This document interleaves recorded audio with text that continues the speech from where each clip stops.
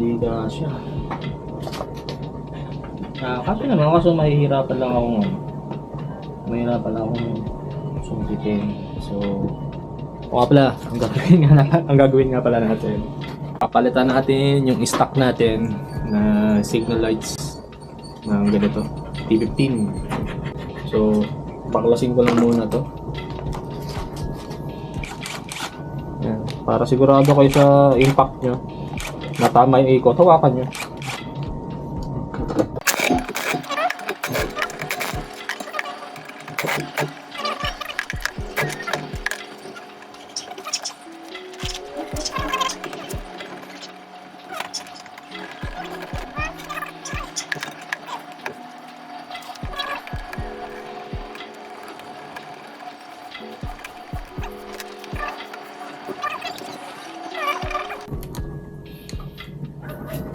So ito yung ano niya, ito yung stock.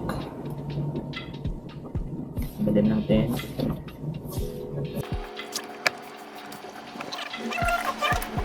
So yan. Original pa naman to eh. Ito yung dati pa.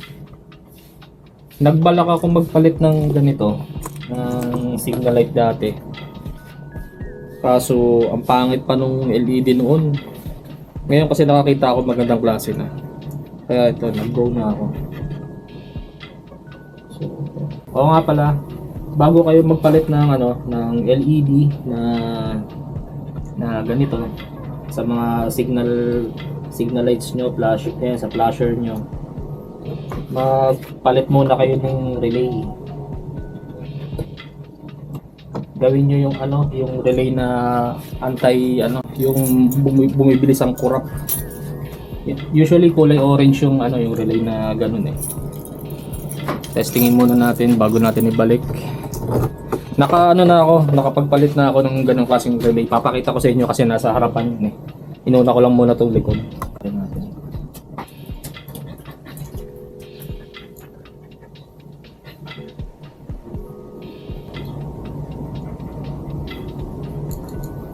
Kasi nalog-alog ko yun eh. Para alam kong ayan, katulad yan no. Ayaw gumana ng dire-diretso.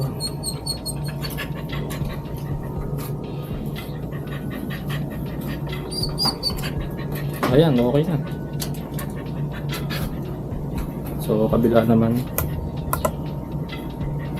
So, ganun din. Alog-alogin nyo kung okay. So kung okay na, kabit na natin. Medyo ingat lang sa pagkabit nito kasi nga baka maiwan sa loob, yung pinakamahirap. Maiwan nyo sa loob yung LED. Hirap tanggalin yan. Pailawin mo ulit. Ayan, gumagana pa rin. Testing muna ulit bago natin i-lock. Yun, gumagana. So, isara na natin. Yan, okay. Ganda siya oh. Mas maliwanag siya, di hamak do sa sa stock. Oh, dapat pala no. Dapat pala pinakita ko side by side. Sige, ulitin natin. Labas mo natin, pakita natin side by side yan. Kasi para malaman natin kung nag-upgrade ba tayo ng mas paganda o papangit ba yung upgrade natin. Para makita nyo kung ano, para makita nyo kung pangit ba o hindi yung gawa natin. Kasi may nagko-comment eh. Mas maganda raw, laging mas maganda raw ang stock. Bakit para ako gumagastos eh, mas maganda naman daw ang stock. O sige, ito na. So ito yung stock. Ayan.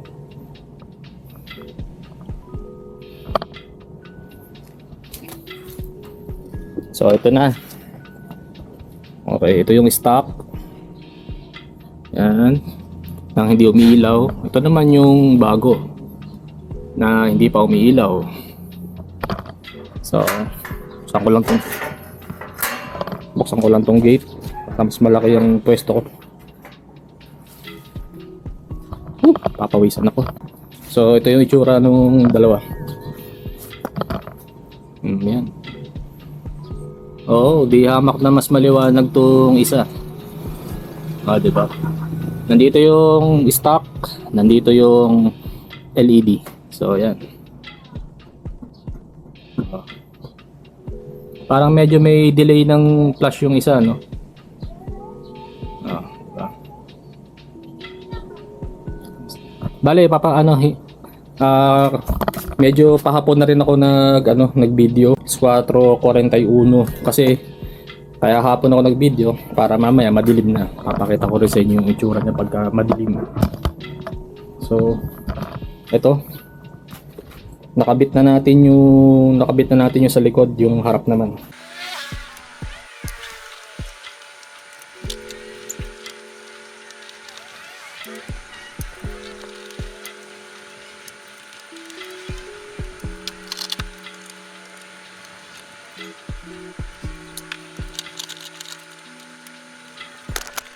So ito, hindi ko na masyadong binuksan tong motor ko.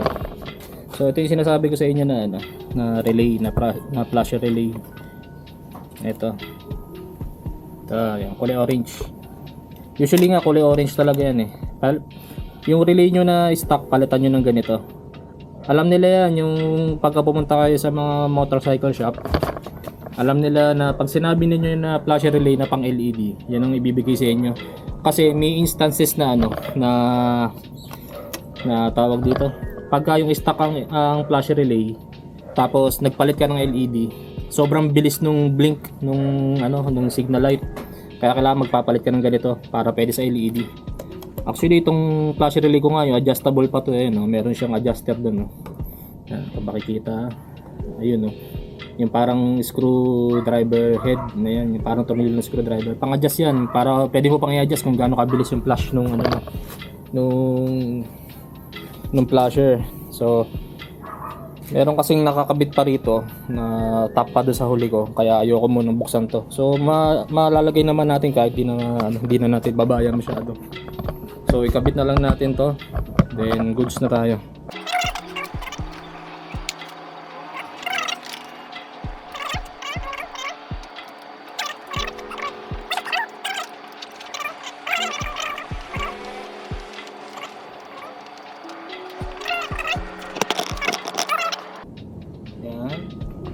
Ito naman yung itsura ng LED pagka hindi nakasindi.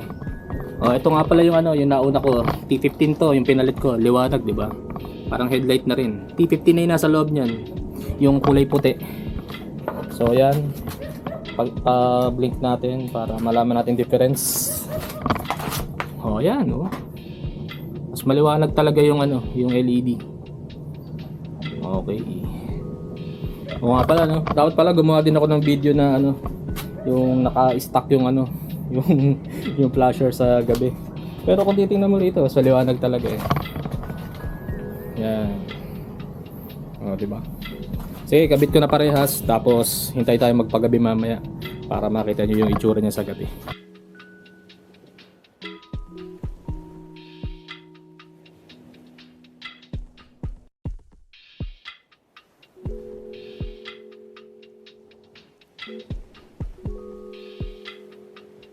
Gabi na. So, testing natin kung maliwanag na ba talaga. Nilabas ko na para dilip talaga. Yan. Di ba ano?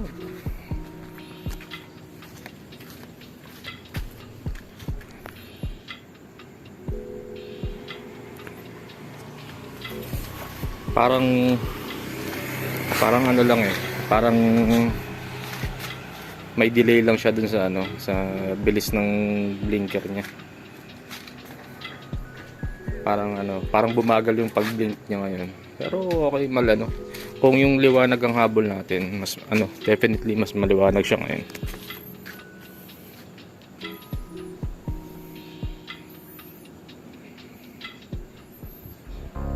So, okay.